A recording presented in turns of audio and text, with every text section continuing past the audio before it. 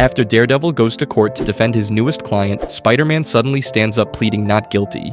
The judge then asks Matt how much he'd be willing to pay for bail if Spider-Man were to be arrested, and as soon as Matt answers $2 million and Peter thanks him, the prosecutor, Mr. Dingus, explains to the judge that it's not fair for Spider-Man to be in costume, since they'd never know for sure if they were judging the right person. At that moment, another lawyer named Matthew Dowd also steps in to support Mr. Dingus in the case, telling the judge that he had filed for a court order that very morning to have Spider-Man remove his mask, immediately making Peter extremely nervous. Mr. Dingus then explains that the Superhero Registration Act required heroes to reveal their identities to the police in case of a crime, and Matthew reinforces the point, saying that if Spider-Man hid his car on their client's car, they have every right to know the real owner of that car. Surprisingly, this makes Daredevil admit they had a valid point and request a 24-hour recess to prepare his client's evidence. Spider-Man, now completely shocked, asks Matt if he'll really have to show his face, to which Daredevil tells him to just hold on. The next day, Matt and Spider-Man return to court, and once everyone is settled, Matt tells the judge that while Mr. Matthews' argument makes sense, at the same time there's no way to know if it was truly Spider-Man in that car in the first place. He then reveals he brought several people dressed as Spider-Man into the courtroom to prove his point, people who were actually just some friends he asked for a favor the day before. Daredevil then explains that unmasking his client wouldn't matter, because even if they knew who was in front of them now, they could never know who was actually in the car that day. Now convinced, the judge rules in Matt's favor and clears Spider-Man of the charges, who quickly thanks Daredevil for the help, mentioning he was surprised his clones even had web shooters, something Daredevil calls a miracle, especially since they had supposedly been confiscated by the police.